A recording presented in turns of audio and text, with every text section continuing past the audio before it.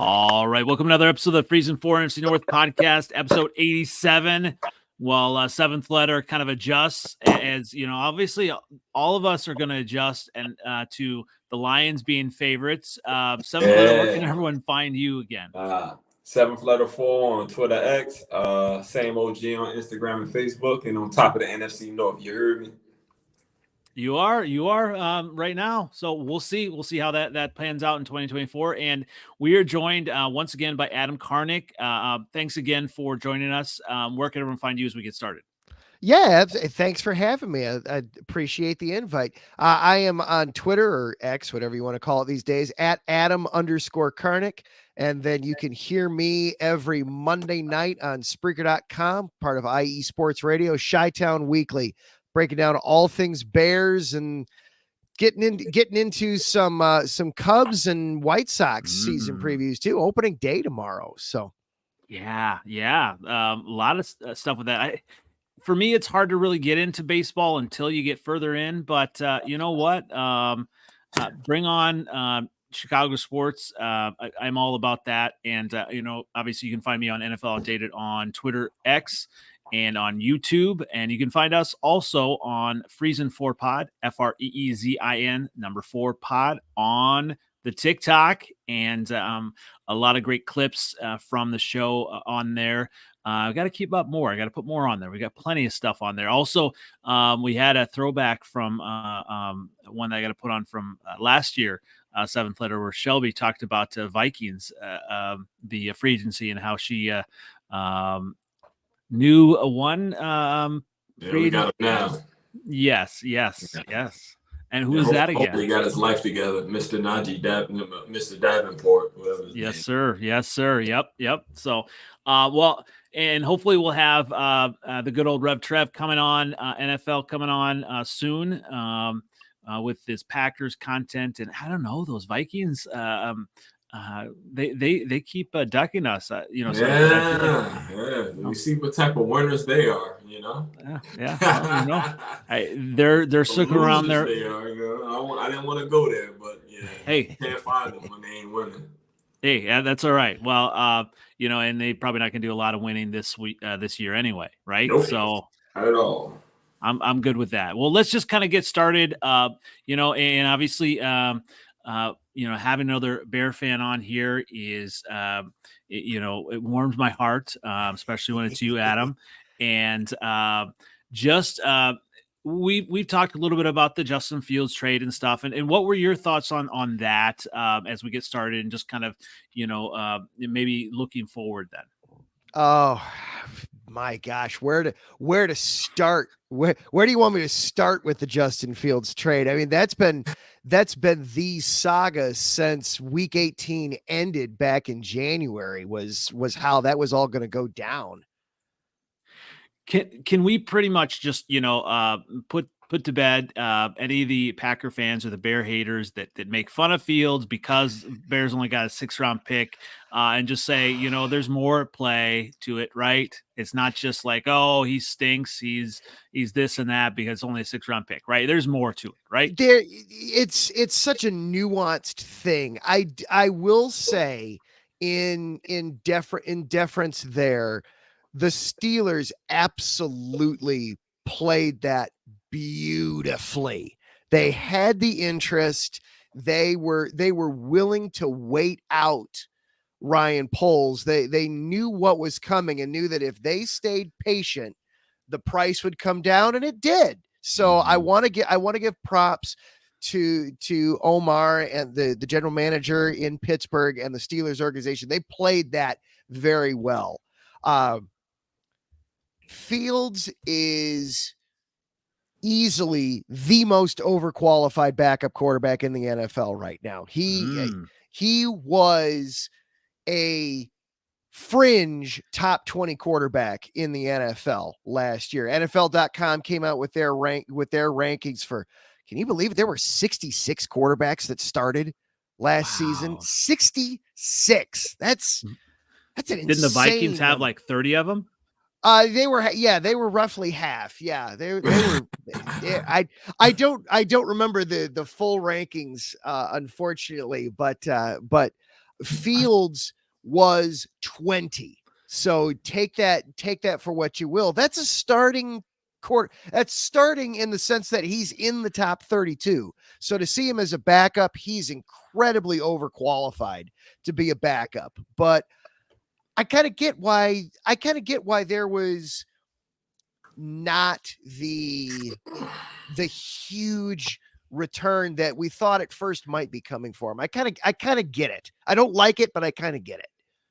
Yeah, I mean, it sucks, from a Bears fan that we don't get more capital for, a quarterback that has a lot of potential. And I think it is an incredibly nuanced thing, right? I think, in teams, that maybe were interested, I'm sure they were scared, by, having to commit to him, because I believe it's like May 2nd. They have to commit, some form kind of going forward, or just kind of say, well, this is a 1-year trout or whatever it is.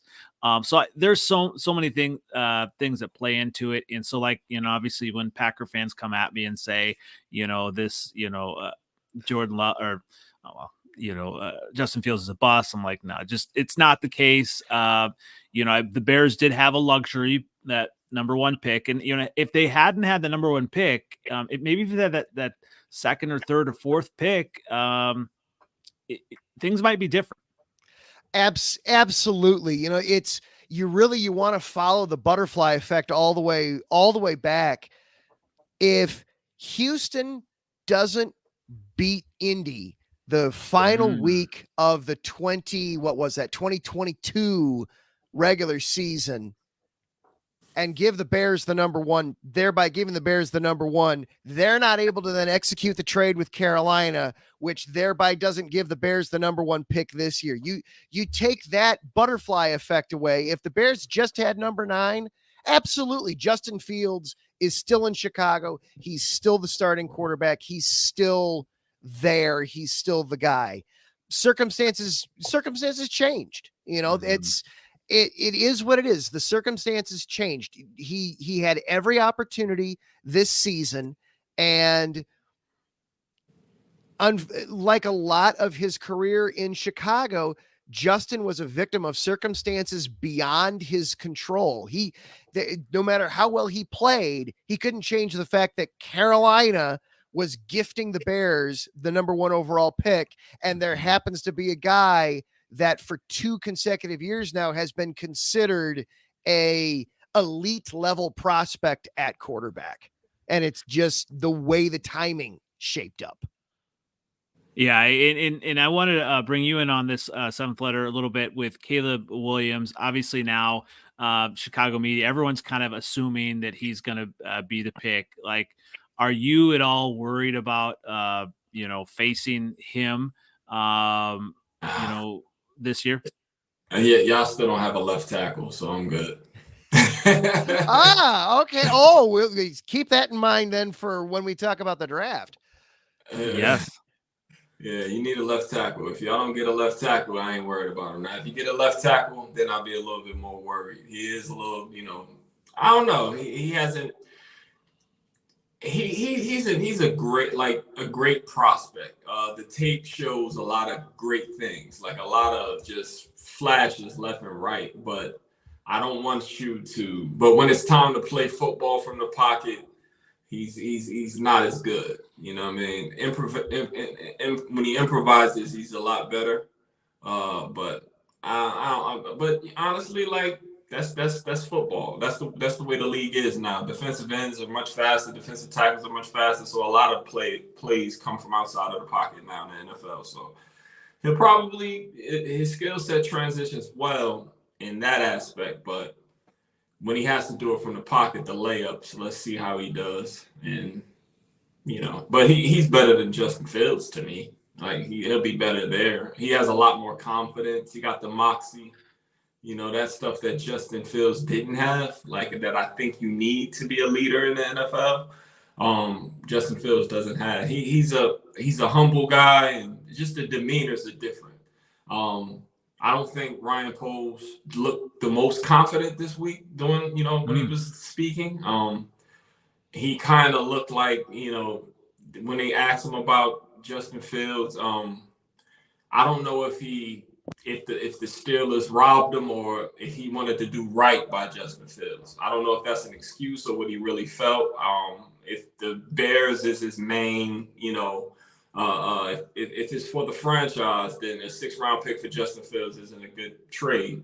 When he was speaking, he was saying if all the other teams that gave him offers didn't allow him an opportunity to start. They were kind of stable at the quarterback position. So he wanted him to go somewhere where he could compete.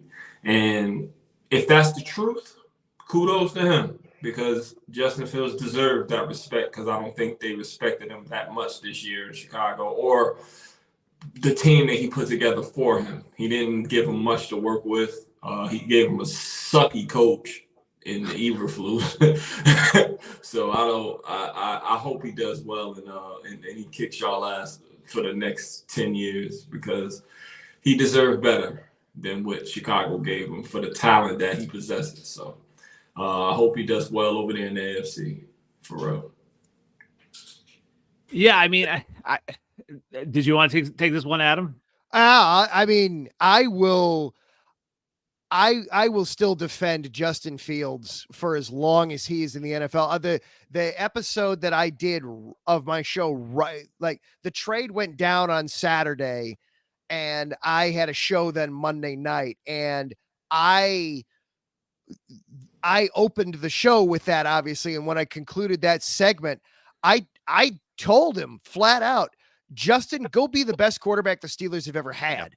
The Bears host Pittsburgh in 2025. I genuinely hope that Justin is the starting quarterback for the Steelers in that game, and he'll get a huge ovation from the crowd. Absolutely. He will be welcomed back with open arms. He was, you brought up a great point there, Seventh Letter. In a lot of ways, Justin was a victim of horrible timing. He comes in 2021 with a coach that did not want to cater to him at all. That he had one plan that he only knew one way to handle a rookie quarterback, and that was to sit him down for a year and not touch him, and couldn't adjust when circumstances meant he had to play him.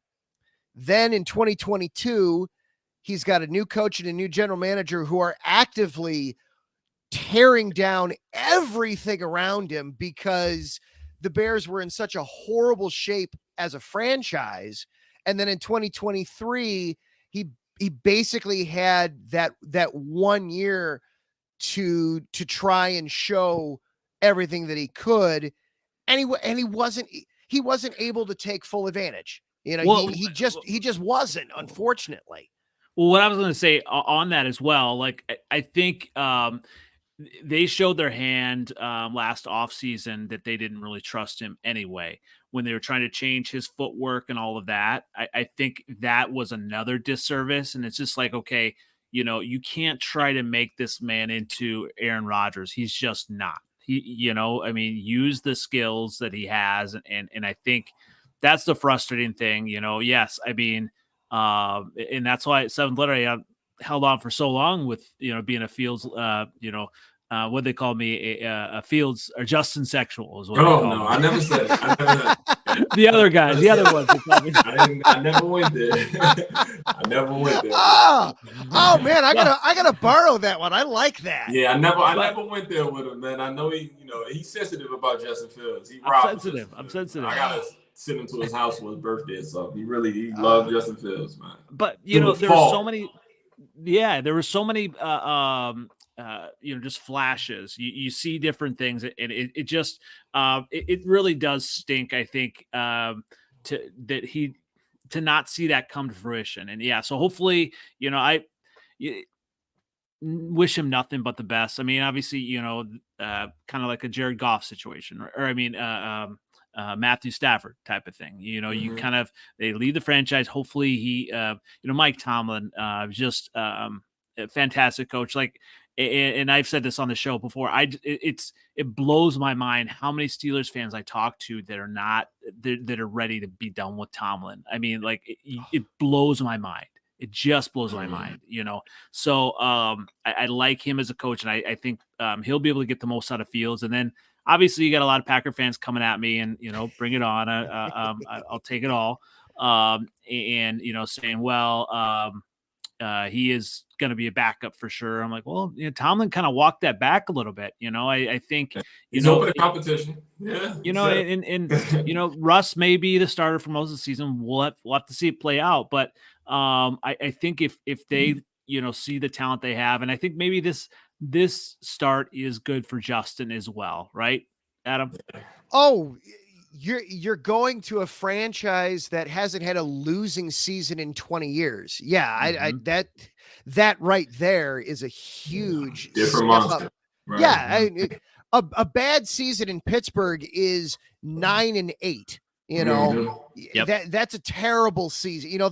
They complain about Tomlin because they don't know what bad is in Pittsburgh anymore. That's a huge luxury to have that. Their standards can be so much higher. It is.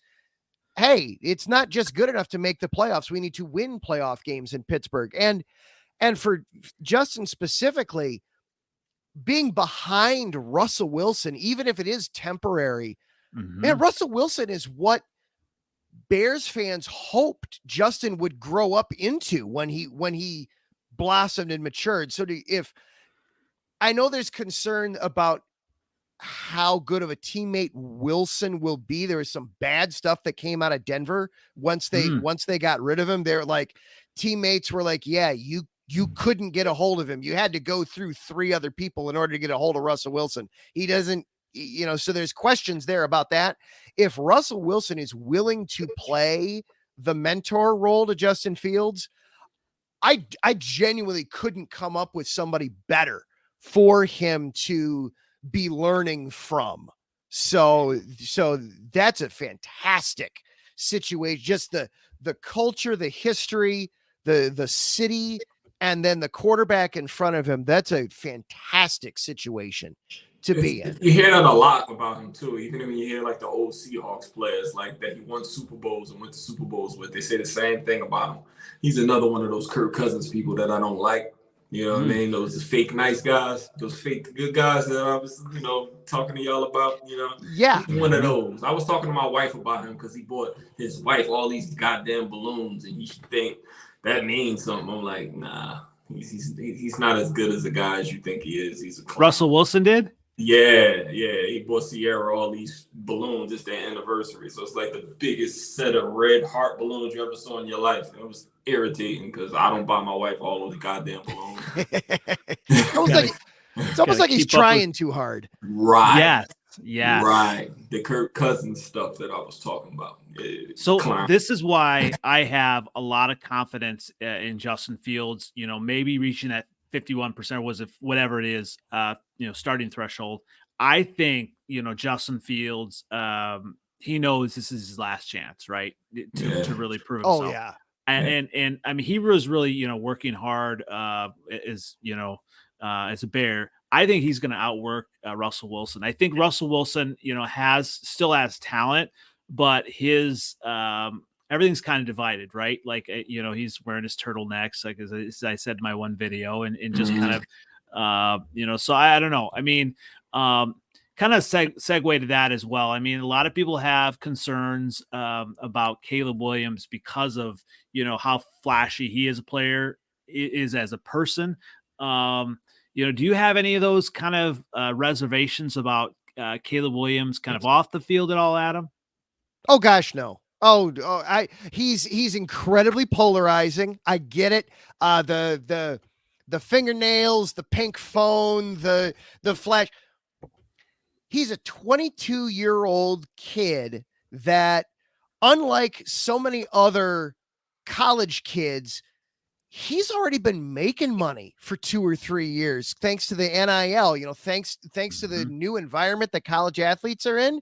He's been able to express himself. I heard it so perfectly put last week. Winning breeds tolerance. If he goes out there and he balls out, nobody's going to care what what color his phone cover is. Nobody's going to care what he's got on his fingernails. Nobody's going to care about the social media. Nobody's going to care about any of that. It's just going to be on Sunday afternoons. He goes out and throws for 360 yards and 4 touchdowns. That's all anybody's going to care about. Mm-hmm. So I have zero problem with him being him. If he's genuine, which it seems to be, this all seems to be him. It doesn't seem to be putting on an act. Be you, you know, the old Nagy thing, be you. Go out and be you, dude. We've got enough people in the world who try to be other people who aren't comfortable in their own skin. Mm-hmm. Be comfortable in your own skin. Go for it, dude. I have zero problem with it. Absolutely none. And some of it too, you dig into why he does some of what he does. His mom is a manicurist. That's part of why he does the thing with his nails. It's a high mom. Cool.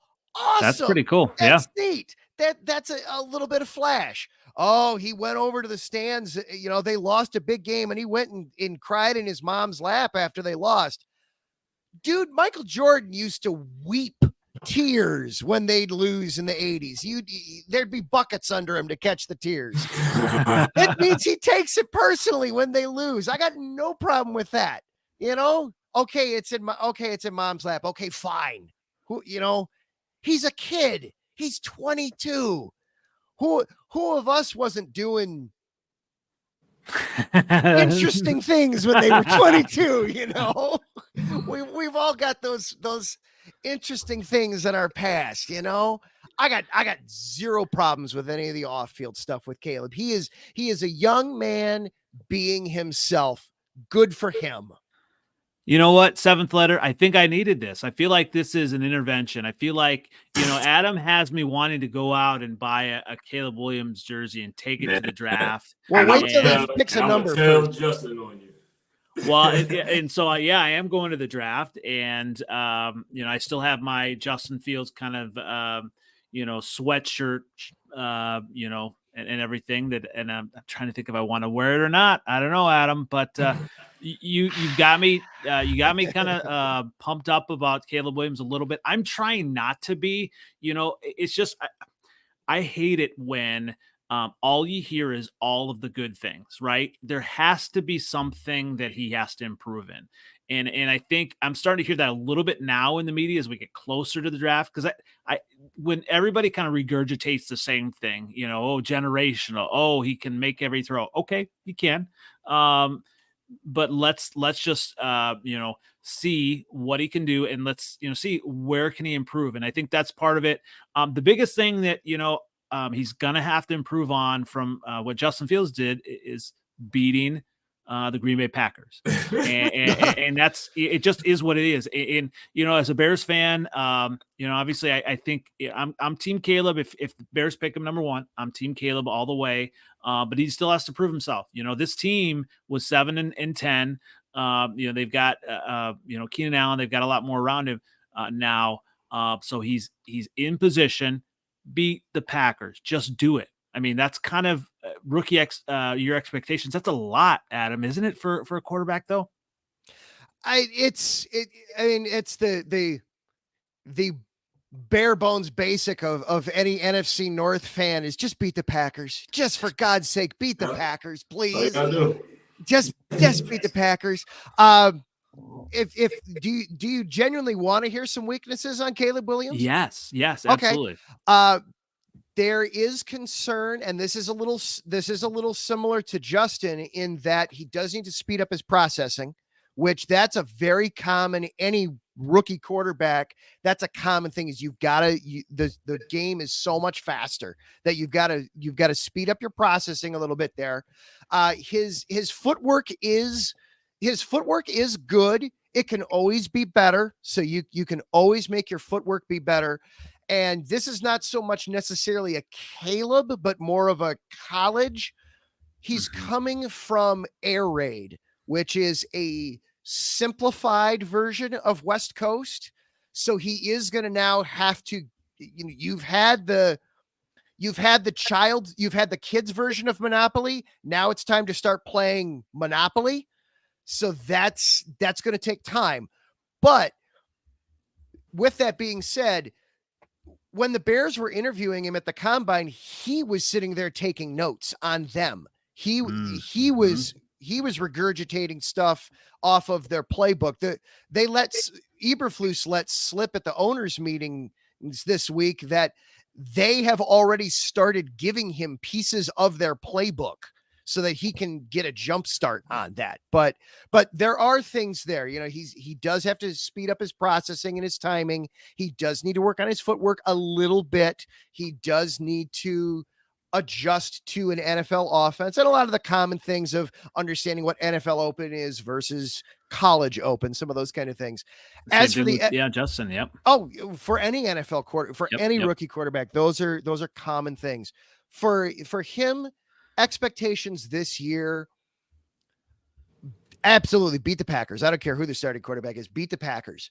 But I want to see from him just comfort in there. There's a lot of things that a lot of the highlights you see of him are the splash plays where he's having to improvise and making chicken salad out of chicken poop, those kinds of things.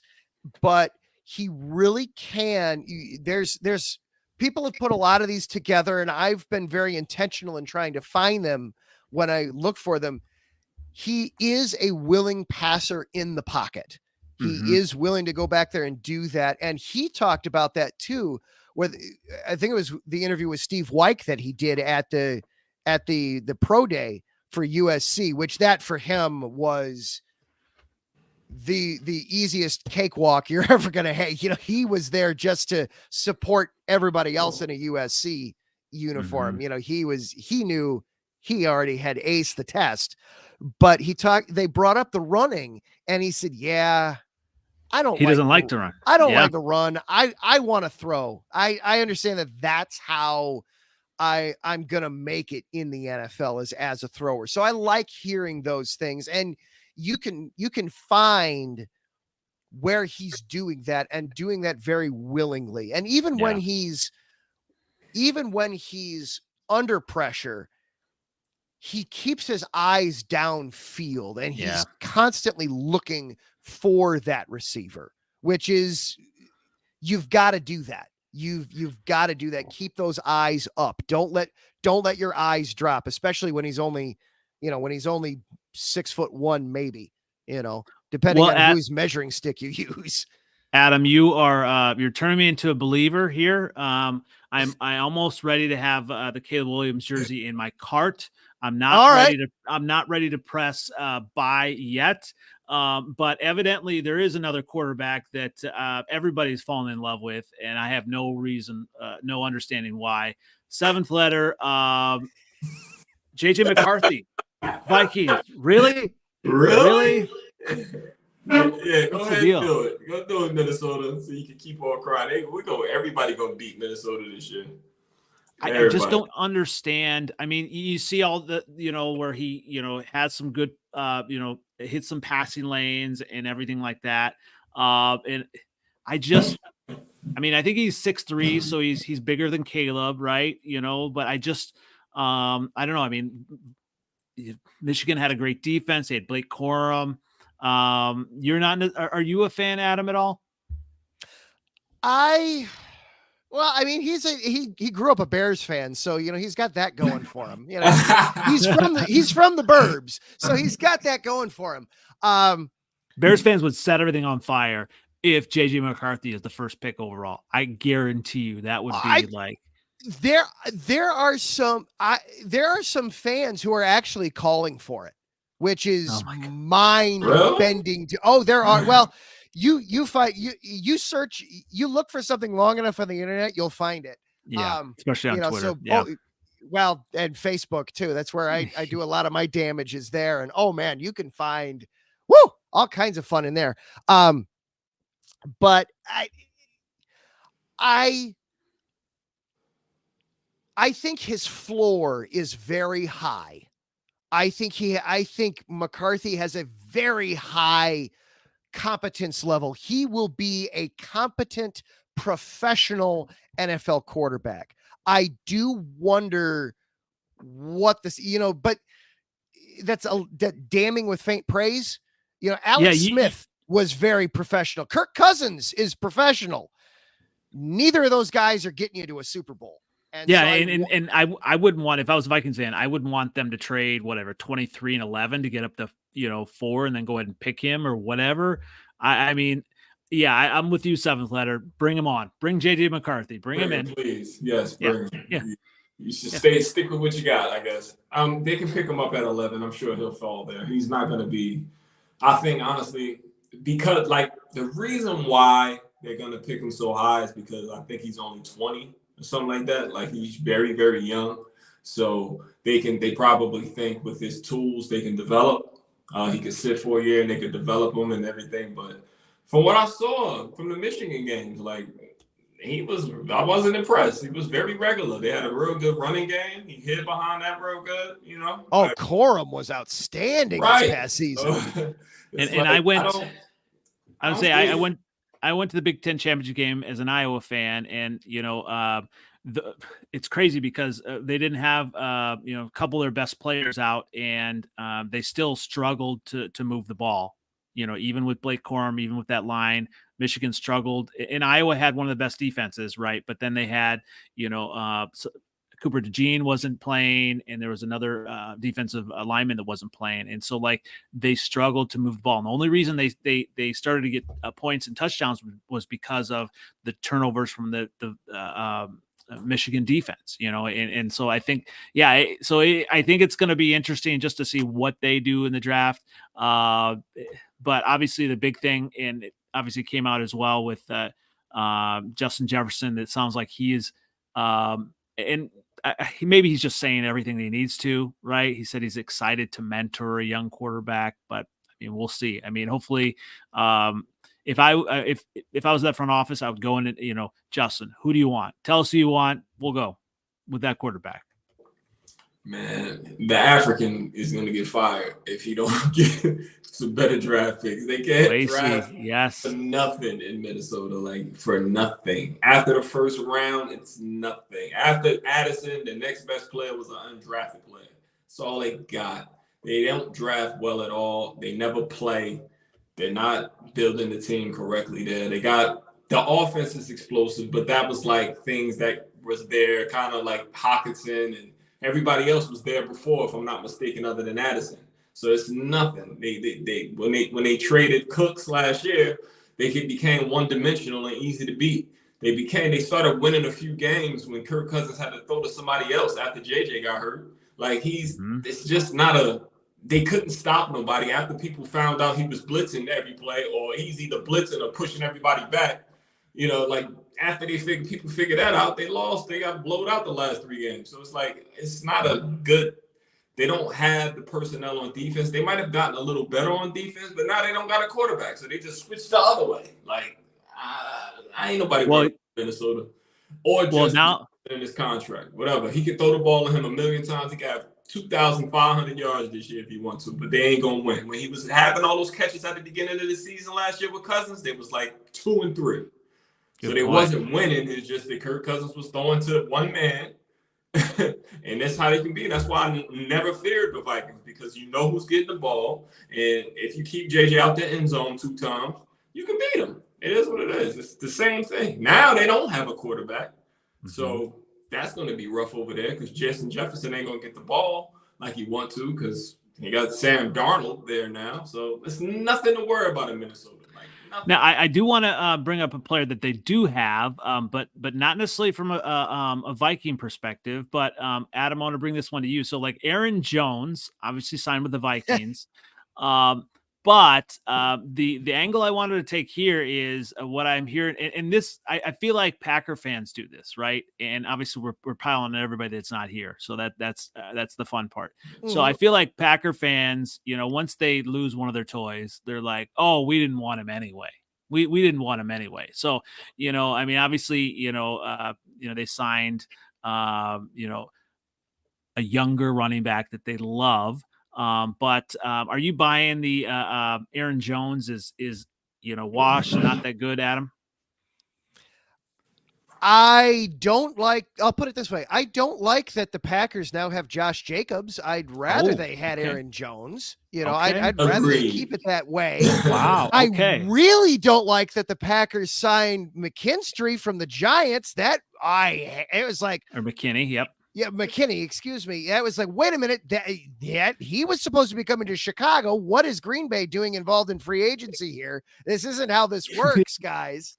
You're not supposed to do this. But for Aaron Jones being in Minnesota, that does not concern me from an outsider perspective. Jones, he's a professional running back, but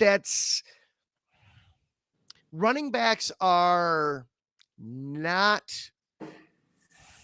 I don't want to be mean and rude and just crap on the entire position. They're not difficult to come by good ones. So Aaron, paying all that money to Aaron Jones to come to Minnesota, I'm not worried about that. I'm not there. Good for him. He's a professional running back. He will do well, especially now that he's in a dome and he doesn't have to deal with running on the frozen turf for 5 or 6 games or however the schedule falls outside in Wisconsin. There, he gets to now only play outside a couple times a year. So I'm sure his numbers will see a little bit of a tick, but he doesn't scare me. I'll put it that way. If I'm a defensive coordinator going in to face the Vikings right now, if Aaron Jones is getting the ball, I've done my job correctly, because that means I'm keeping it away from Justin Jefferson. I'm keeping it away from Jordan Addison. I'm keeping it away from TJ Hawkinson.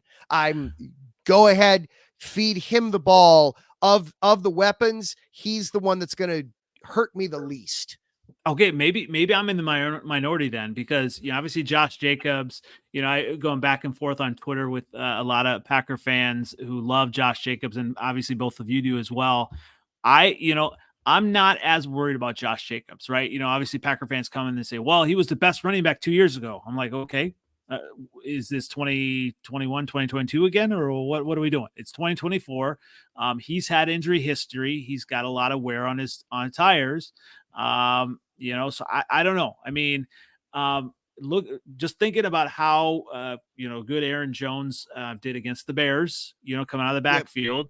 Yep. He killed us. He killed Dallas. Obviously, and I'm going to keep doing this 7th letter with Jordan Love. Jordan Love was good, but without Aaron Jones, how many touchdowns did Aaron Jones have? Right. So I think Aaron Jones fit in that system. See, the one thing you have to remember, the system that the Packers run with the wide receivers that they have and the way they scheme them open, it leaves a lot of things open on the outside in the running game. Aaron Jones is not a 20 carry guy, consecutive games. He's a firing the lightning and thunder. Like, that's how he thrives. Like, when it wasn't Jamal Williams and it became the other guy, Dylan.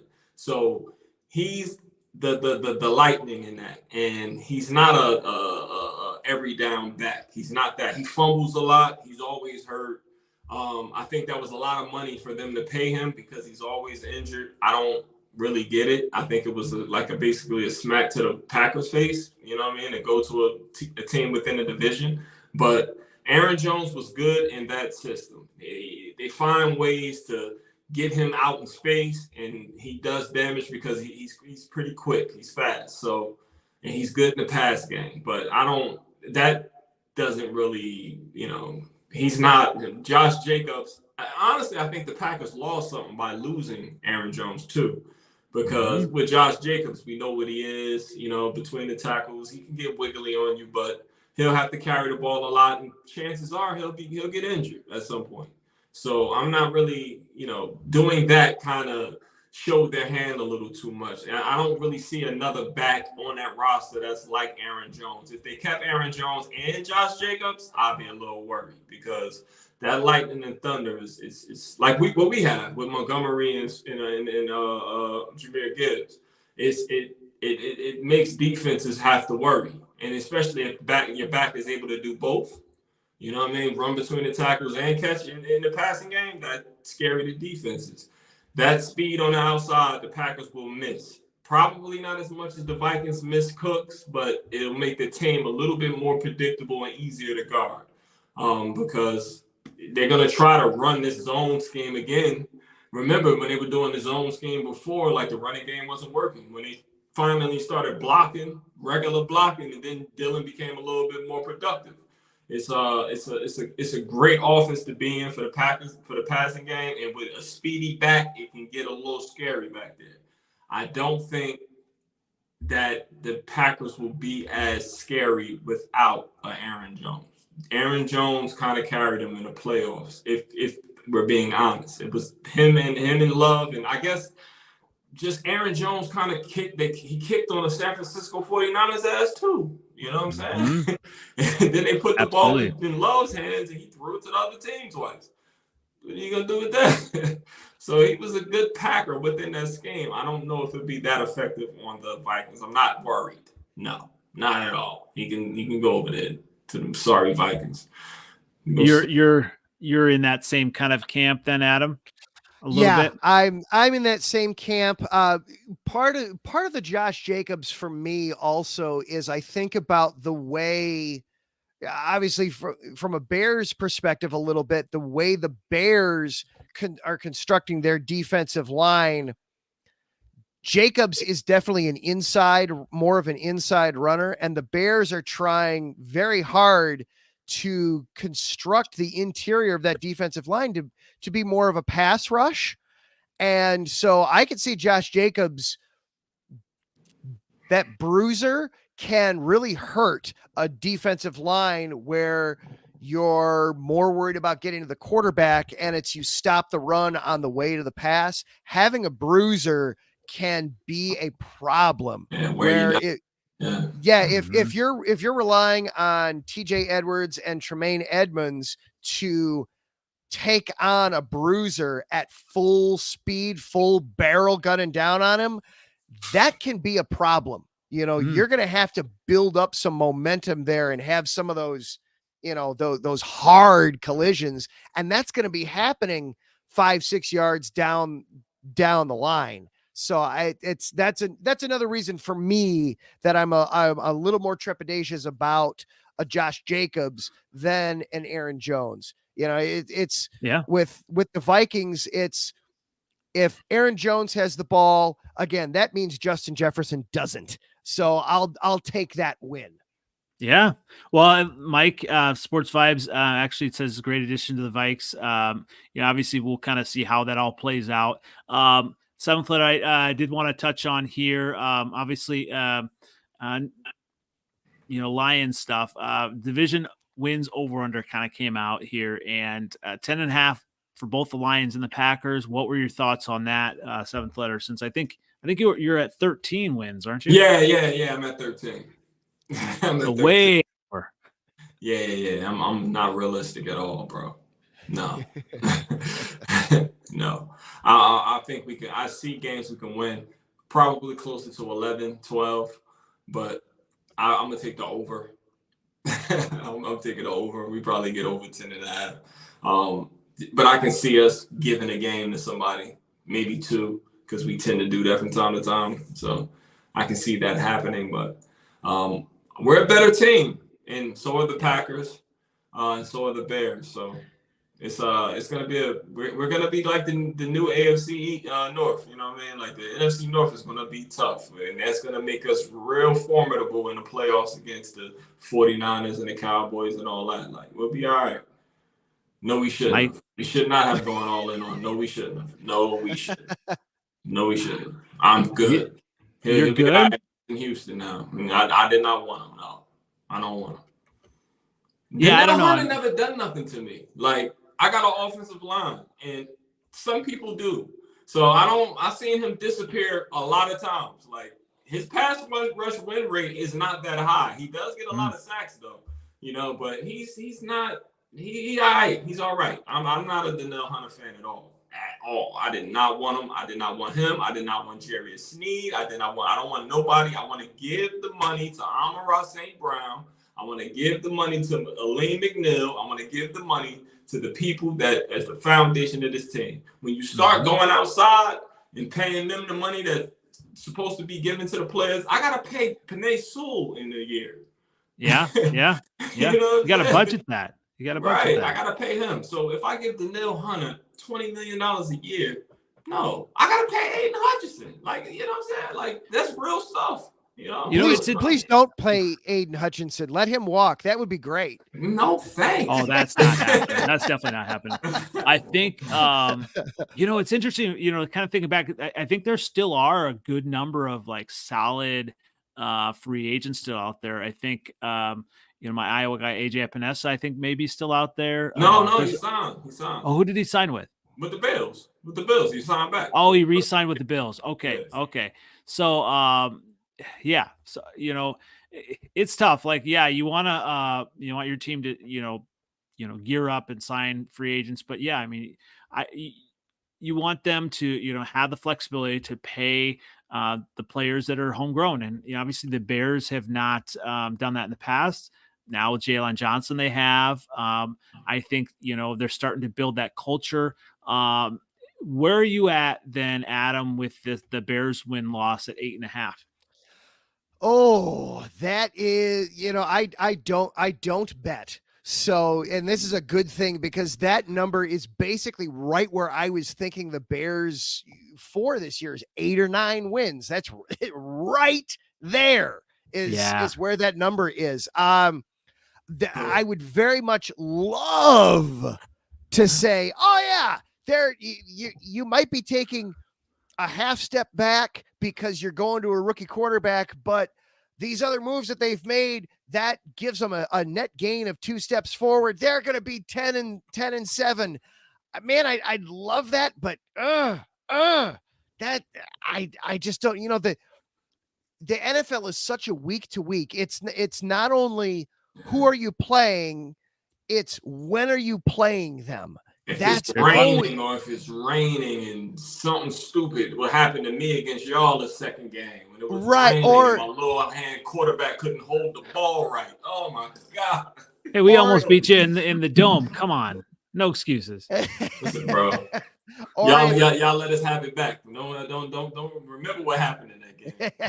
He talks like he won that game or something. Like we were blowing you out. He talks like he didn't curse me out after the game. Like, come on. I was pissed. Yes. That one hurt. That one hurt. There were 3 last year. It was like, how in the bleepity bleep and exitive bleepity bleep did they lose that game? They had to be trying that one. That was one of them where it's just like, you got to be kidding me. They lost this game. Yeah. How crazy. Stupid. Had they won, if the Bears were 10 and 7, made the playoffs, Packers would not have been in the playoffs, right? They would have been gone. No, you're right. And what would have that done for Justin Fields? That we would have been having such a different conversation because obviously the conversation is you want a quarterback that's going to be the reason that your team wins. And I think that's kind of what maybe, forced him out the door because he hasn't done that yet. I mean, he did that obviously, in my, I went over that in my tearful goodbye video that everyone should watch. It was, but not take seriously. Or take seriously. It was very seriously. He came through versus Minnesota, right? So he did that. Came through versus Detroit with some clutch throws. That was actually the worst football game the most boring football game I've ever seen in my 44 years on this earth. It was like watching the Jets play. Like it was horrible. Oh man, I gotta find you some Bears Panthers tape from like 2010. You haven't witnessed bad football until you've seen some of that. That was terrible. Didn't we all watch that Minnesota Raiders game too? Oh, that was another stinker. Oh my God. Oh yeah. Wasn't that on like a Thursday night or something? Wasn't that Thursday? Was it? Or Thursday or Sunday? It was. Was it Sunday? Was it? I thought it was. It was. Oh yeah, 4 o'clock. It was. Or something like that, yeah, right? it was a featured game. Yeah. It was, 4 o'clock. Yeah, horrible. Yeah, it was putrid. It was bad. Yeah. So I don't know. I mean, I'm going to be expecting, 9-10 wins. So I'm going to go the over with the Bears. I mean, who knows?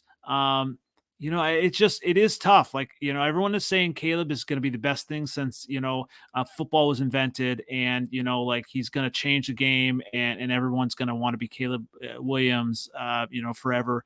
So he's going to be like Hall of Famer 3 times over. I mean, I'm excited for that as a Bears fan. Right. But we hope, we hope that's what, Andrew Luck's rookie year was filled with weird plays. He took a bazillion sacks. He threw a bazillion interceptions, but you could tell that it was there. Peyton Manning, same thing, where it was, the numbers weren't great, but you could, the eye test told you it was there. So that's with Caleb. I don't know if the numbers will necessarily look great, but I do believe that our eyes will tell us, man, there's something here. This is checking the boxes here. Yeah, my guy Greg Braggs on CHGO, they do some great stuff. But obviously they were on the ground in the pro day, and they said, obviously the ball just flies out of his hand, and so I'm looking forward to kind of all that. But with all the different quarterbacks, I mean, someone called me crazy on Twitter for basically even suggesting that Jaden Daniels, would be a good quarterback. He's not even in the same ballpark. And I think that's why, I would rather have the question, because, none of us are, actually pro scouts. Everyone's seeing the same, these different videos, and as fans, we look at things differently than scouts. Right. I think, but I mean, where are you at on Drake May and Jaden Daniels, Adam? Well, I can understand why you'd be looking at Jaden Daniels and liking what you're seeing there. I mean, every time I look at it and see it, I go, oh, that's Justin Fields, just 3 years younger. That's literally what I see. And you read the scouting and you look at the numbers. He is a just younger version of Justin Fields, including the warts, including the fundamental flaws that for Justin in Chicago proved to be fatal. Hopefully he's able to outgrow them in Pittsburgh. Very similar to Justin Fields. Also has 2 NFL wide receivers to throw to now too. Yes. Has 2 great wide receivers that he's throwing to. Drake May, obviously, I'm still a little bit scarred by Trubisky. So the fact that he's coming from North Carolina, that's immediately a red flag right there. But that's not his fault. I recognize my bias in that one. So I have to work extra hard to overcome that. May has some good qualities. He is right now, I think, my expectation is that May would be the 3rd guy off the board because of all the hype right now surrounding Jaden Daniels.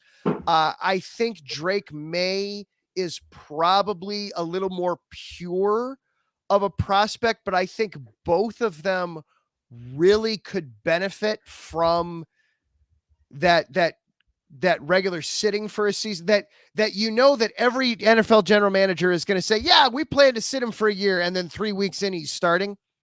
I think that's what's going to happen for both of those guys, for both May and Daniels. I think the expectation will be when they go to Washington, when they go to New England, it will be, oh, we have this veteran who will start in front of them, and our plan is to sit them for a season, and then come week 6, it'll be, we forgot that Sam Darnold is absolutely awful. We forgot that I don't even know who is supposed to be the starter in New England right now, but we forgot that there's a reason this guy was available in the free agent market. There's no reason to delay starting the future. The future is now. So that's what I think is going to happen from both of them. But I understand completely why you look at Jaden Daniels and you like what you see. It is Justin Fields light. That's interesting. The interesting thing about back to Drake May, I mean, he has started more than 1 year in college, correct? Yeah. Yes. Yeah. He's 2 years. And that's the difference. Trubisky just started the 1 year, right? And it was kind of like, you see that consistency, and you've been the starter, been the guy for longer. I think that helps as well. Obviously, it looks like I think the Vikings will trade up. I mean, they're kind of hinting at that. But I hope they do. Yeah. I mean, because then it's another less player for the defense. So they're gonna struggle. I think some Vikings fans should probably prepare themselves now. It's okay. You're gonna struggle. You need to do that if you want to get better, want to compete with the rest of the division. And obviously, it's coming up here in just about a month, actually, the NFL draft. And I'm actually heading to Detroit for that. Plans and preparations. Where do you guys watch the draft? Do you kind of seventh letter? Are you going to sit there and watch the whole draft, or are you going to be tuned in from pick one, or how do you watch the draft? Sadly, Bill Burr laughed at me, but I literally watched the whole draft from number one pick all the way to the last. It's kind of sad. But I enjoy the draft. It's like it's no more football. Basketball kind of stinks, kind of sucks right now. So it's like it's not the same. So I anything NFL, I'm there for it. I'm on my phone and on Twitter and NFL Network all day. The first day, couple days of free agency. Like I watched the whole draft. Unfortunately, top first to whatever 200 and whatever pick. Like I watched the whole draft. Yes, I'm gonna try to make it to this year's draft. Unfortunately, I got like something going on in personal life, but. If that's okay, and I might be able to go, I'm gonna go. I'm gonna try to go. I told you I got family out there, and he told me to come. Yeah, so I'll be there. So I'm definitely gonna be doing some live shows. So I'll be there all weekend, do some live shows. Hopefully, maybe even interview some fans and all that stuff. But I'm kind of excited to see how it's gonna go. Adam, what are your kind of obviously the Bears teams a lot of times have their own draft parties at their stadiums. I don't know if you ever go to that, or what do you do for the draft? My phone explodes the whole time, and I keep an eye on that the whole time. I spend time with my kids, and I check my phone as it just blows up with the 5 or 6 different groups all trying to be the first to notify me of who the pick was, between CBS, ESPN, NFL, Twitter. Everybody's just at the same time. So I let my phone tell me when things happen. We have been talking with some different buddies of mine, and we have been talking about going, since it's in Detroit. It's a pretty, it's a simple little day trip to get over there. So we've been talking about that. Probably just if we go, probably just for Thursday night, just for round one, to head over there, see that, get the feel for it, and then the rest of it, I am perfectly content with letting my phone inform me of when it happens and then react to it from there. And especially it's gonna be somewhat anticlimactic because we know who one is gonna be. We know what one is. It's really, to me, the draft this year really starts at 4 because we know who one is. We know what 2 and 3 will be. 4 is what it's gonna start to actually. And that's only if there's a trade. If there's not a trade, you could make an argument that the draft doesn't start till 5 because we still don't know what the Chargers are going to do. If the Cardinals are there, bye, Marvin. Have fun out in the desert. That's where you're going. Yep, so pretty much. So it's 4 or 5 before the draft really starts this year. Although neighbors ran a 4.35 today. He's around at 9. Maybe the Bears go with him. I don't know. Yeah, go get him. Go get him. I don't care who y'all got out there. If ain't nobody blocking, I don't care. I don't care. You can have whoever you want back there or out there on the outside. It don't matter. Matter of fact, DeAndre Swift gonna be a bum this year because y'all offensive line. I can't wait. Don't put that on us. I can't wait. Adam, go. Who would you have the Bears picking at 9? 9. I got I got 4 different scenarios right now for 9. I'll condense 3 of them down. I have 3 players that it's if they are there, you sit tight. Otherwise, if those 3 guys are gone, trade back, because half the Bears picks right now are in the top 10. Yeah, they have 2 top 10 picks. That's half their draft class. Yeah. So they need more picks. Yeah. I want to see them move back. To your point though, 7th letter. If Joe Alt is sitting there at 9, grab him. Right. Get him. I don't know how. I don't see any way he falls past Tennessee at 7. Yeah. That to me is as far as he's falling. But if Joe Alt is there, man, you don't think twice. You turn in that card. You don't even have to call it in from Lake Forest. You just tell your guys, look, you have these 3 names written down, and if one of them's there, you just go turn in the card. We don't have to waste time with the phone call here. Yeah. So for me, my three guys there are Joe Alt, Neighbors, and Adunza. If one of those 3 guys is there at 9, you turn in the card. Otherwise, I'm working the phones. I'm trying to move backwards. I actually would love to see them not at 9 because it's way too high to do it at 9, but I'd love to see them move back into the teens and address the 3 technique. Newton out of Illinois really is interesting to me. To have him, because don't want to get too into the weeds, but the way the Tampa 2, when the Tampa 2 works correctly, you have a pass rush out of the 3 technique. And right now the Bears don't have that. I like Javon Dexter. Zach Pickens is a great over. He's a great nose tackle, but they don't have a pass rusher from the 3 technique. So Dexter's good, but they see them. I would say, yeah, Dexter's good, but they kind of had to. He never did that in college, right? Right. He had to learn on the job. And it was really when Montez Sweat showed up was when Dexter was then able to get a little bit. Now, some of that could have just been coincidental. It could have just been, hey, this is, Dexter needed half the season to start feeling comfortable. And then, oh, by the way, they also got a premier edge rusher that teams had to worry about. And that helped Dexter too, that it was both happening at the same time. But I don't like Dexter being my day one, every 3 down, 3 technique. I want him. I want him coming in relief. I don't want him being the guy.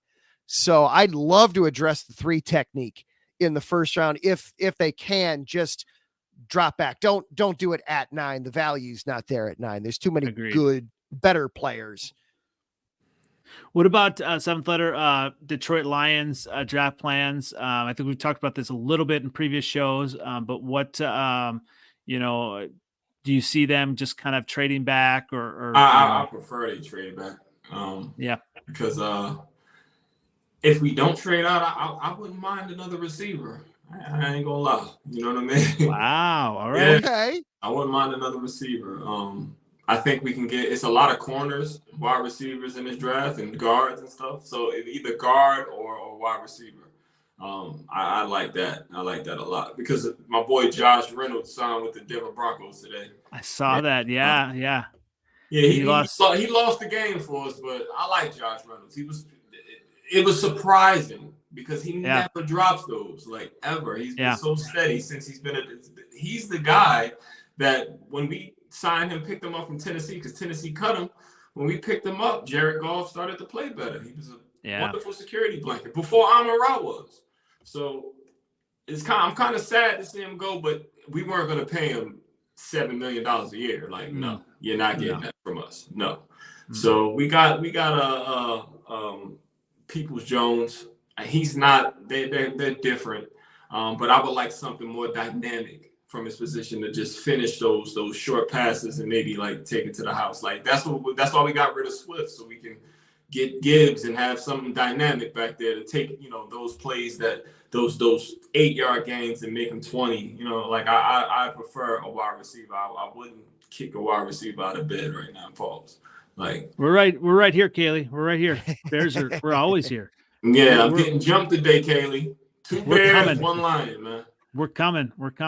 Yeah. A receiver or guard? Give me a guard. What's the other wide receiver from LSU? That's who I was just trying to think of. Yeah. He'll be right there in the 20s. That's right where he'll slot it. Let me get either that or let me get BB or something, or like a guard, because Jonah Jackson walking and Graham Glasgow, like we just need we can probably build a lot of depth in the trenches. That's why we got so far in the playoffs. It was the trenches and the trenches only. We addressed it with the defensive side of the ball. I think the DJ Reader signing is very underrated because I think we can do more. I think the trade from the corner from the Bucks, I think that's kind of underrated. Cam Sutton is gone, and we're gonna get our money back. Watch out for after June when we get our money back. Watch out for a trade for Lattimore. Watch out. Telling you. Ooh.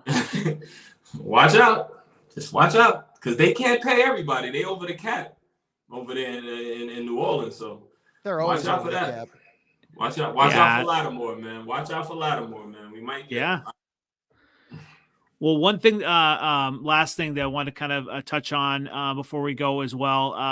The news came out the Bears are going to be playing the Texans in the Hall of Fame game. And obviously it makes sense with 3 Bears going to the Hall of Fame. But then, I did, here on the CHO podcast, training camp dates. It sounds like the Bears are going to be starting their first practice on July 20th. So everything's going to be moved up because of the August 1st game. What do you kind of make of this, the Bears? And obviously it sounds like the Bears will probably be on the NFL films this, at least, preseason as well, Adam?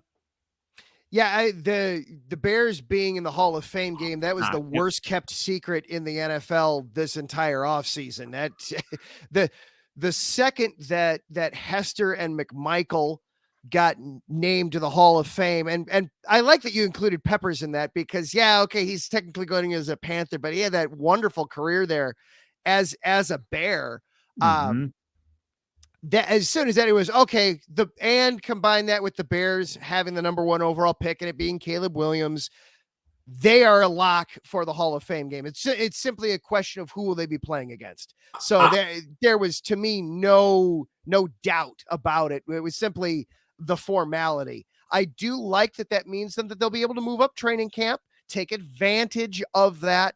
For the game itself, shoot, I don't expect anything from that. Just come out healthy. That's all I want. Play the guys, don't play the guys. I don't care. Just come out healthy.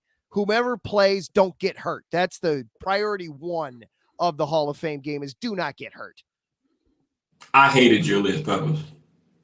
Really? Well, yeah, because in his first game, he snapped Matthew Stafford's arm in half. Exactly. There you go. Okay. I forgot that.